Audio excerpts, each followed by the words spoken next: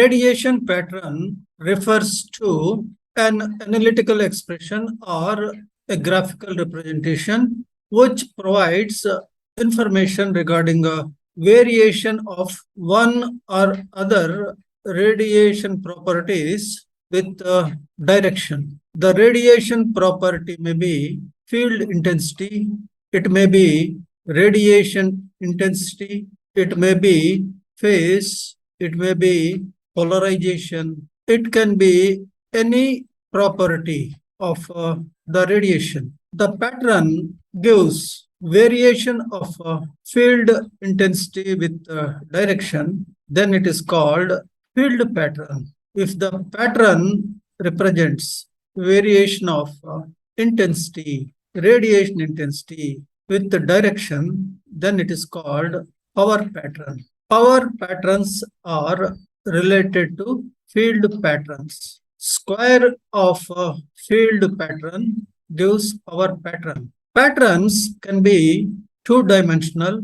In such case, they are called plane patterns. They can be three-dimensional. In such case, they are called space patterns. E-plane pattern, H-plane pattern, these two are important plane patterns. Their significance is they are capable of giving a huge amount of information as much as given by space patterns. Hence, they are called principal plane patterns. In plane patterns, in each and every plane pattern, one can find several parts, common parts. There exists one main lobe. It's also called major lobe, primary lobe, main beam. These are all different names for main lobe. Main lobe contains the direction of maximum radiation. This lobe is surrounded by several smaller lobes. They are called side lobes, also called minor lobes. Opposite to main lobe, there exists a small lobe. It is called back lobe. One lobe and next lobe are separated by nulls. Nulls indicate directions in which no radiation exists. Main lobe contains direction of maximum radiation, whereas nulls indicate directions of no radiation. Main lobe can be broad, it can be narrow. The width of the main lobe is an important parameter. It is indicated by beam width. Beam width is width of the main lobe measured in angle. There are two measures used to indicate the width of the main lobe. One is half power beam width, another is first null beam width. Half power beam width is angular distance between half power points on the main lobe, whereas first null beam width is angular separation between the nulls that surround the main lobe. First null beam width is related to half power beam width. It is approximately twice the half power beam width. Most of the times, beam width requires to be small. Main beam requires to be narrow. Most of the times, side lobes require to be small. All the input power to the antenna requires to be transmitted towards the receiver. Main lobe indicates the power that is emitted towards the receiving antenna. So main lobe represents power transmitted in the desired direction, whereas side lobes denote power that is radiated in unwanted directions. Therefore, side lobes represent wastage of power given to the antenna. Antennas, problems on antenna basics part 2, series on antennas and wave propagation, lecture number 1.22. In this session, also we consider certain problems and their solutions. The problems being set around radiation intensity, beam area, directivity, in addition to reciprocity theorem and polarization of antennas. We begin the session by considering a problem. Example 1. Given that beam area, total beam area of a unidirectional symmetrical pattern is 2 steradian.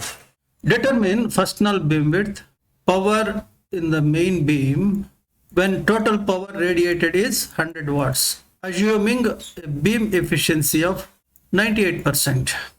This problem is set around beam area, beam width, and beam efficiency of a unidirectional symmetrical pattern. Solution. Power in the main beam. It is beam efficiency multiplied by total power radiated, PA. Given that beam efficiency is 98%, total power radiated is 100 watts. It gives power in the main beam as 98 watts. This finding used the definition of beam efficiency, which is defined as ratio of power in the main beam to total radiated power. To move further, main beam area. Main beam area omega m is product of beam efficiency and total beam area omega a. Omega a is 2, beam efficiency is 0.98. It gives main beam area as 1.96 steradians. Now we want first null beam width. We find half power beam width first, and then from it first null beam width. Half power beam width is square root of omega m. In the present case, it turns out to be 1.4 radians. First null beam width is approximately 2 times half power beam width. Hence, it is 2.8 radians in the present case. Now, a little explanation regarding this particular relation.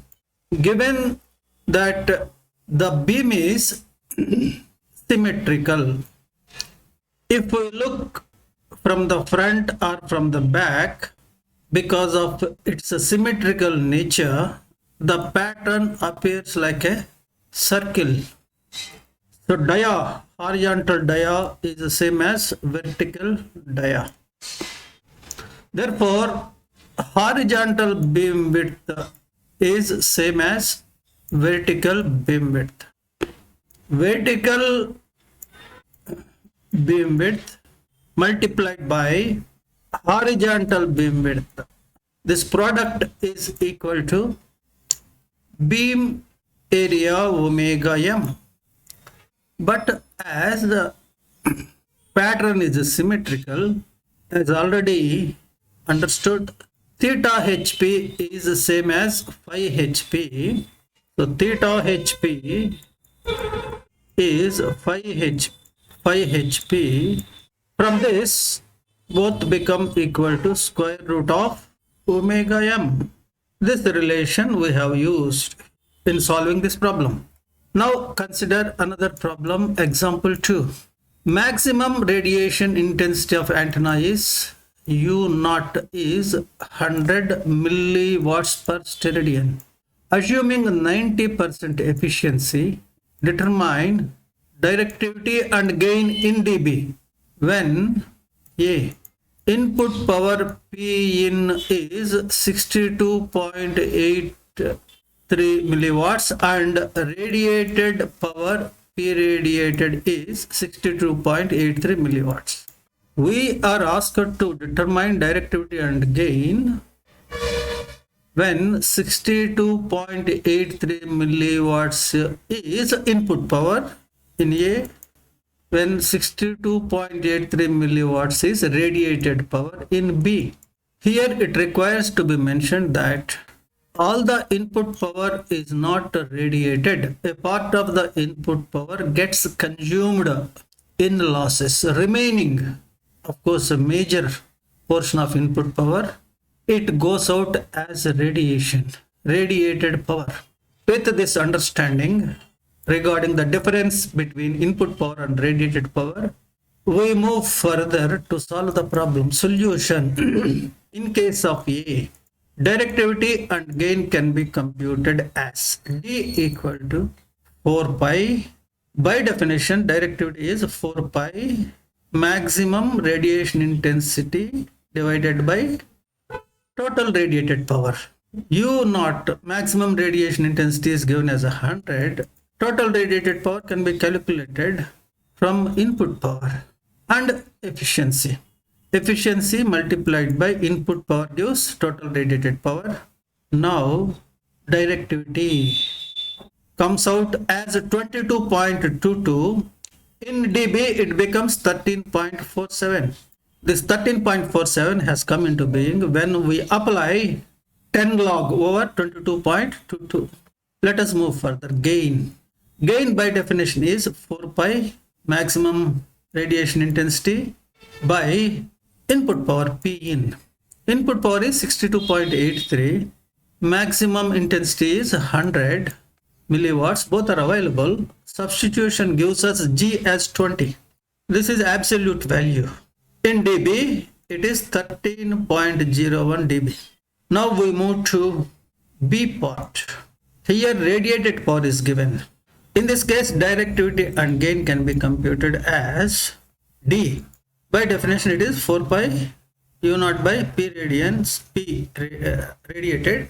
U naught is 100, P radiated is 62.83. It gives directivity as 20. In dB, it becomes 13.01. Gain. Gain is 4 pi times maximum radiation intensity by input power. Input power is radiated power divided by efficiency. This is radiated power, this is efficiency. It gives a gain as 18. In dB, it is 22.55. Another problem, example 3. Radiation intensity of antenna. It is given as U naught cos cube theta watts per steradian. The antenna is radiating only in upper hemispherical region. Determine maximum power density at a distance of 1 kilometer, directivity, gain, beam solid angle. These are all required to be determined when radiated power is 10 watts. Now let us move further. Solution. Maximum radiation intensity of antenna can be computed as 6.366. This is maximum radiation intensity. How this figure has come arrived at? For that, we used the relation expression for radiated power, total radiated power.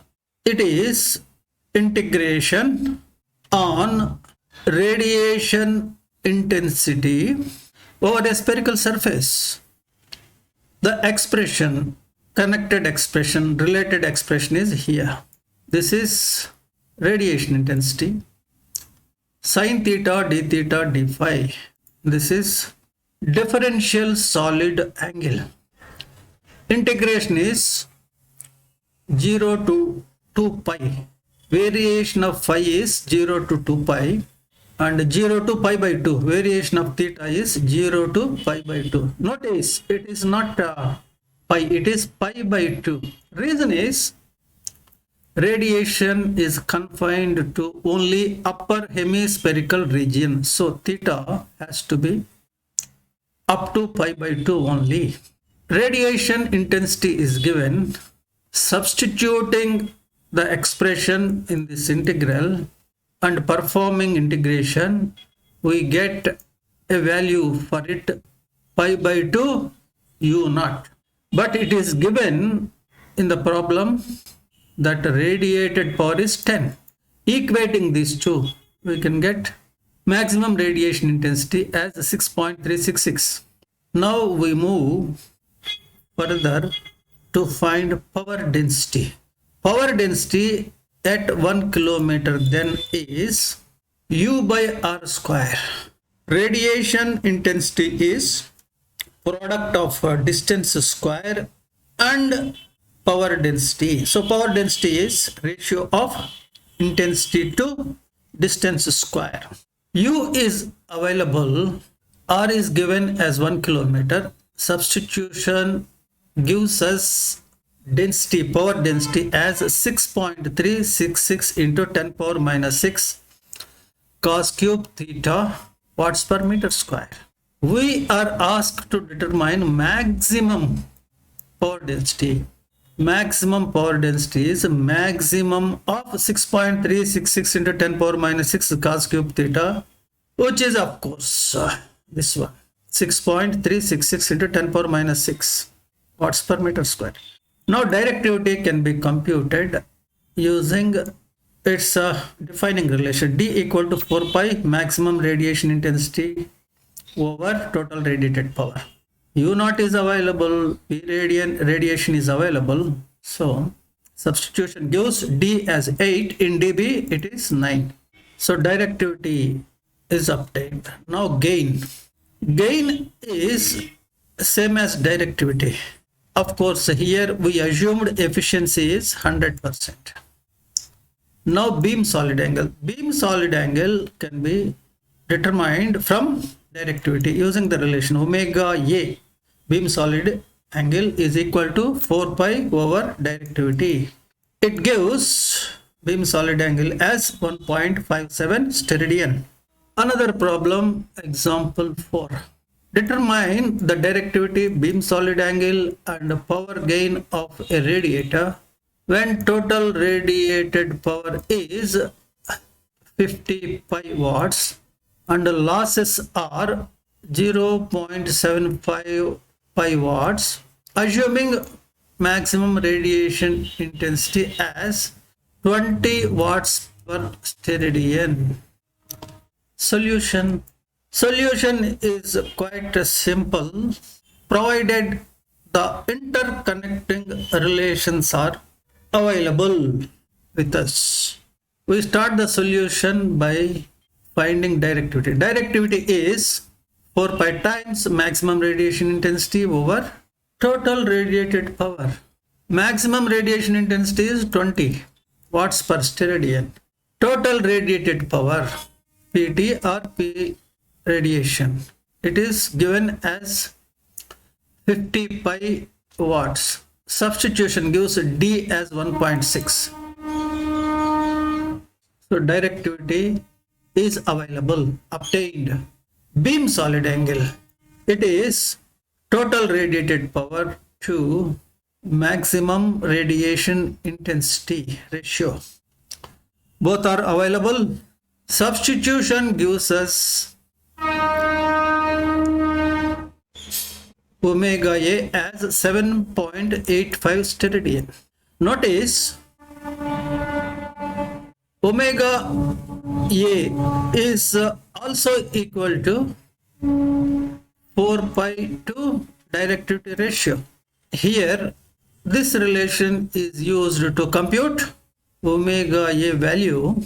Either one gives you the same result. Now power gain.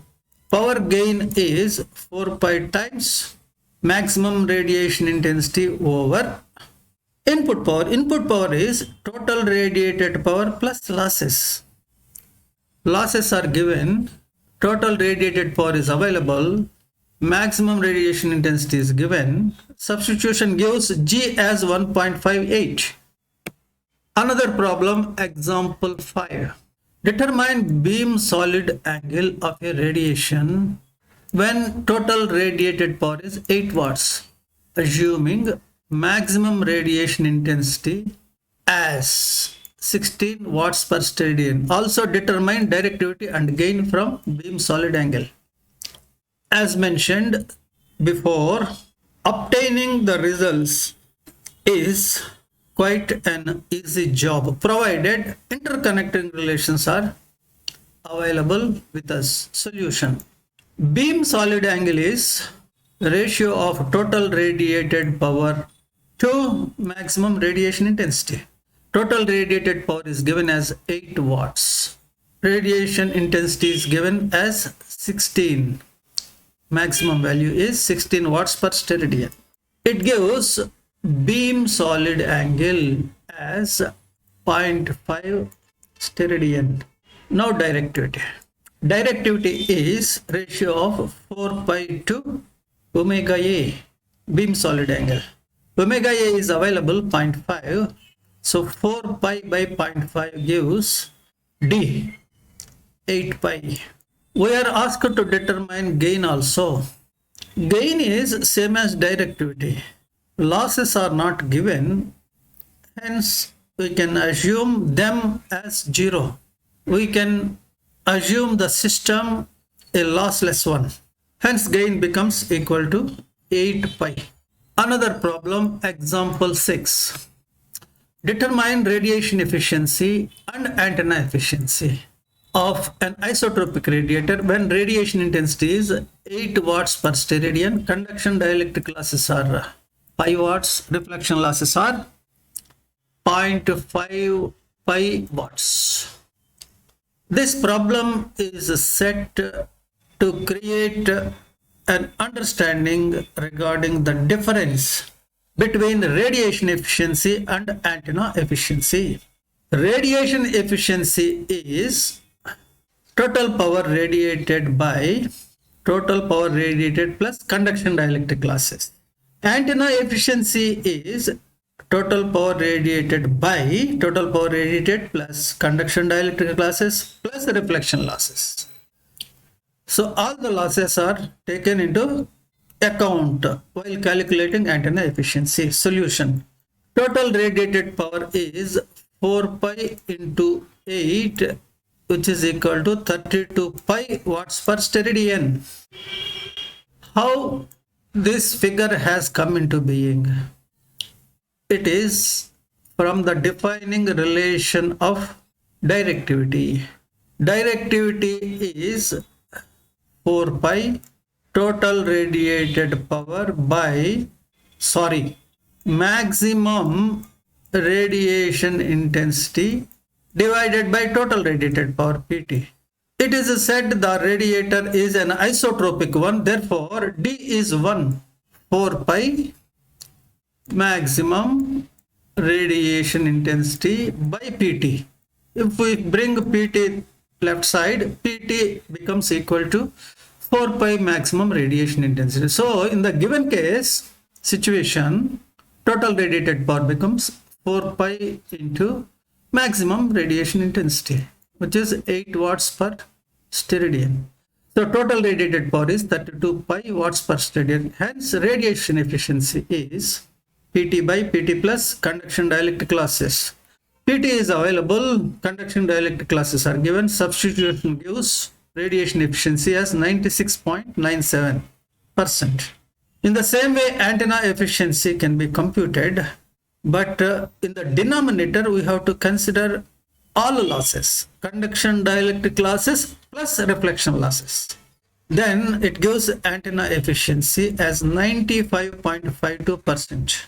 Another problem, example 7. Determine aperture efficiency of 26 lambda square meter square physical aperture antenna when its directivity is 100 pi. We are asked to find aperture efficiency. Aperture efficiency by definition is the ratio effective aperture to physical aperture. Physical aperture is given. We have to find out effective aperture. It is done using directivity. Effective aperture or effective area is related to directivity through the relation lambda square over 4 pi into D. Directivity. D is available, so effective aperture can be obtained, effective area can be obtained by substituting 100 pi for D. It gives AE as 25 lambda square meter square.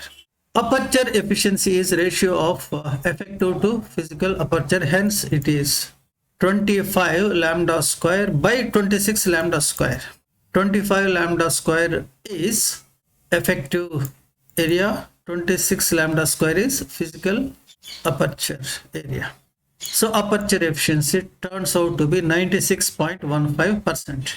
Another problem, example 8. The physical length of a dipole antenna is 2 meters and average current 1.5 amperes with amplitude current 3 amperes while it is transmitting. Determine effective length of dipole. Physical length of dipole is given, average current is given, amplitude of the current is given. We are asked to determine effective length.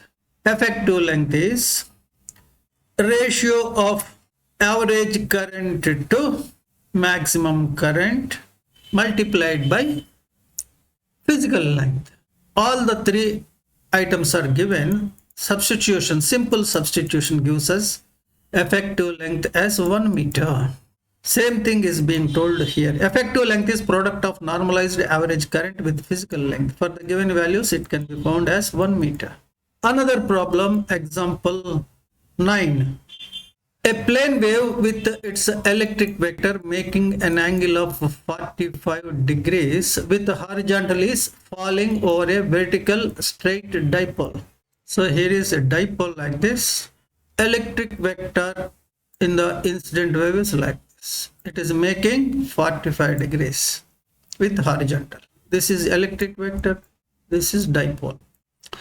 When incident field intensity is 3 volts per meter, the induced voltage is 6 volts. When dipole is transmitting, normalized average current is found 0.8. Determine its physical length. Solution. Effective length is ratio of voltage induced to field intensity of incident wave with appropriate polarization. Voltage induced in the dipole by the vertical component of the electric vector in the incident wave.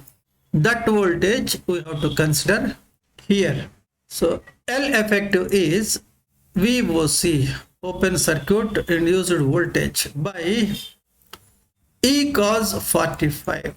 E cos 45 is vertical component of field intensity in the incident wave. This is E cos 45.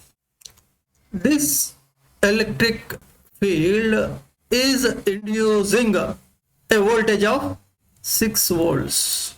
That we have to consider. So it gives effective length as 2√2 meters. Physical length is ratio of effective length to normalized average current. Hence, physical length is effective length divided by 0.8. Effective length is, as already found, 2√2. Normalized average current is given as 0.8. So physical length of the dipole turns out to be 2.5√2 meters in the present case. Another problem, example 10. The voltage of a 10 volts source is connected to the terminals of a transmitting dipole antenna, resulting in an induced current of 3 into 10 power minus 3 amperes in a receiving dipole antenna. Calculate current induced in the first antenna when a voltage of 350 volts is applied to the terminals of the second antenna. This problem is set on principle of reciprocity. When 10 volts applied to the transmitting antenna, given that the current induced in the receiving antenna is 3 milliamperes. So 100 volts on transmitting antenna is giving a current of 3 milliamperes on the receiving antenna. The trans resistance for this configuration thus is V2I ratio is 100 by 3 milliamperes. It turns out to be 0.33 into 10 power minus 4 ohms. This quantity remains same even when the positions of source and responses are interchanged according to reciprocity theorem.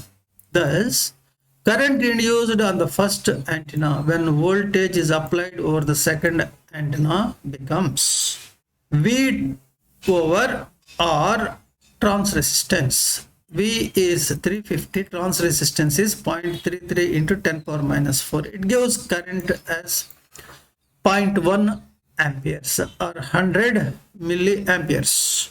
Another problem, maybe the last one, example 11. An antenna vertically polarized is acting as a receiving antenna. The incident wave voltage at the antenna is 100 millivolts. Find the voltage obtainable by antenna when the incoming wave polarization is A. Linear and vertical, B. Linear and horizontal, C. Circular, D. Elliptical. This problem is based on polarization efficiency. Polarization efficiency is given by cos square psi by 2. Now, solution. The voltage obtainable by antenna depends upon polarization efficiency, which in turn depends upon angle psi. What is this psi? This is angle made by polarization states of antenna and wave. Receiving antenna and the receiving wave on Poincare sphere at its center. This is sphere. Let us say receiving antenna's polarization state is somewhere here. Receiving waves polarization state is somewhere here. These two states subtend an angle at the center of the sphere, some angle, that angle is psi. Notice when these two states coincide with each other, psi becomes 0. Efficiency becomes 100%. Now, A part. Incoming wave is linearly polarized. E vector is vertical. In this case, psi is 0 because receiving antenna is also vertically polarized, linearly polarized. So, polarization states are coinciding, so psi becomes 0. So, polarization efficiency becomes 1. Voltage transferable to antenna is, or from antenna is, from the receiving antenna. Actually, it indicates maximum voltage available from the receiving antenna. It is Vt is Vi multiplied by square root of eta P. This is polarization efficiency. In this case, it is 10 millivolts. B. Linear and horizontal. In this case, psi is 180. So polarization efficiency is 0. When psi is 180, psi by 2 is 90, cos 90 is 0, cos square 90 becomes 0. So voltage transferable to antenna becomes 0. C. When incoming wave polarization is circular, psi is 90 degrees. Polarization efficiency and voltage transferable to antenna are 0.5 and 10 multiplied by square root of 0.5 millivolts. In case of elliptical polarization, psi can be anything in between 0 and 90 degrees. Polarization efficiency correspondingly varies in between 1 and 0.5. Voltage transferable to antenna then becomes varies from 1 to 10 into root 0.5 millivolts. To have a better understanding regarding this problem, consider Poincare sphere. It is a spherical surface. These points, top points, polar points, they represent circular polarization. Circular polarization. One of these 2 points represent clockwise sense and the other anti-clockwise sense circular polarization. When we consider points, leftmost point and rightmost point, one represents horizontal polarization and another represents vertical polarization. So this is linear polarization. Equator denotes linear polarization. One end horizontal, another end vertical. Between equator and polar points, it's all elliptical polarization. This as well as this. To solve this kind of problems, one needs to have some understanding regarding point care sphere. With this, we come to an end of this session. In this session, the focus has been on problems and their solutions. The problems being set on radiation intensity, directivity, beam area, reciprocity, polarization, etc. Hope this session is useful to you.